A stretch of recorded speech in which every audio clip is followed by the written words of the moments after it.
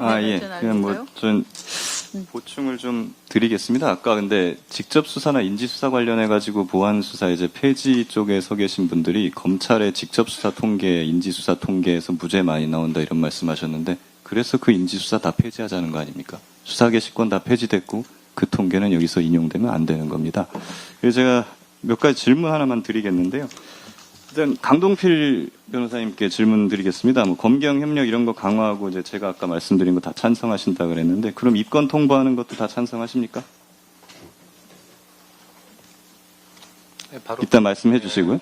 그러면 입건하면은 통보하고 협력 담당 검사 배정하고 경찰서에 상주하는 검사도 두고 검사가 초창기부터 이제 수사에 들어가 가지고 참여하면서 뭐 의견도 개진할 수 있고 피의자라든가 목격자하고도 뭐 신문에도 참여할 수 있고 뭐 이렇게 하는 방안들이 많이 거론되고 있는데 여기에 대해서 어떻게 생각하시는지 하고 그리고 그렇다고 한다면 과거에 중수청이 공소청에 입건 통보하는 제도가 있었는데 그거는 왜 반대를 하셨던 건지 모순되는 거 아닌지 그리고 이거를 하려면요 경찰이 보니까 경찰 수사관이 1인당 50건 정도 들고 있는 것 같아요 평균적으로.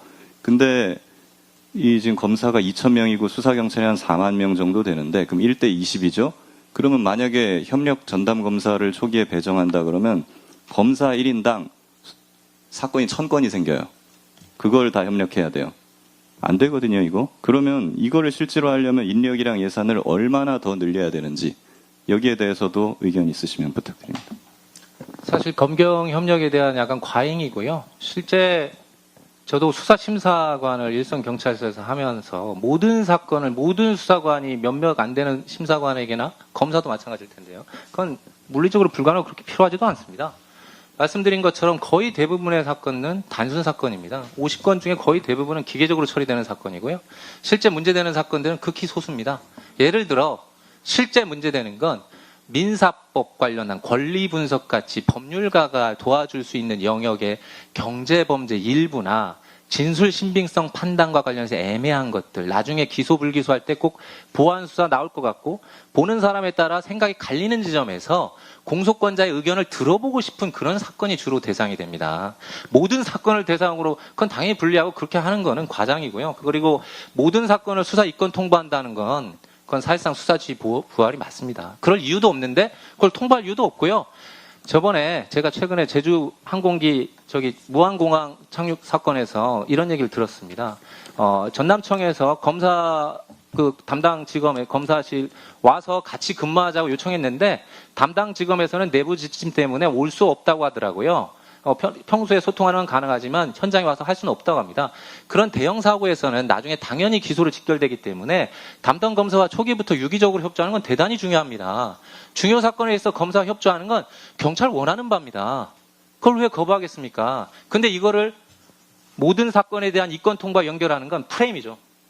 이상입니다. 결국은 입건 통보는 반대하시는 거고 결국은 경찰이 원하고 경찰이 허락한 협력만 하겠다는 거 아닙니까? 그렇죠. 그러면 장윤기 사건 같은 거 막을 수가 있겠습니까? 네, 짧게 네, 말씀드렸지만 우리, 장윤기 사건을 제가 지금 한번 들여다보면요. 결국 또 이쪽 사건으로 특정 케이스로 들어가는데 장기 사건은 첫 번째는 11시간 만에 긴급 체포한 건 오직 대한민국 경찰만이 할 수 있는 겁니다. 잘한 겁니다. 그리고 두 번째로 추가 수사를 통해서 2차 수사도 2차 사건 범죄도 발견을 해서 또 추가 송치했습니다. 대단히 잘한 겁니다. 근데 송치 죄명이 최초의 단순 살인이었다라는 게 문제가 되잖아요. 그러나 현실적으로는요, 죄명은 계속 변합니다. 팀원이 생각하는 죄명, 팀장이 생각하는 죄명, 과장, 검사, 부장검사, 판사, 마지막까지 법원 가서도 바뀌는 게 죄명입니다. 죄명 결정은 공소관의 어떻게 보면 최종적인 권한이죠. 마지막 칼자루를 쥐는 공소관 입장에서 추가 송치된 거 보니까 성범죄 목적이 입증될 것 같은데 해서 그리고 또 리얼돌 사진을 찍었어요. 사진을. 그건 최초부터 은폐 목적은 아니라는 겁니다. 근데 마지막 케이블 타이가 문제된 부분은 저도 참담해요. 근데 그런 건 제 개인적으로 20년 수사 경험에서 그런 경우는 대단히 이례적으로 느껴지고 매우 아쉽고 그런 제도는 경찰개혁 대안을 통해 상피제도라든가 다른 대안을 통해 경찰개혁 논의에서 추가적으로 논의 얼마든지 할 수 있다고 생각을 합니다. 예, 이런 복합적인 요소가 있다는 점 감안해 주십시오.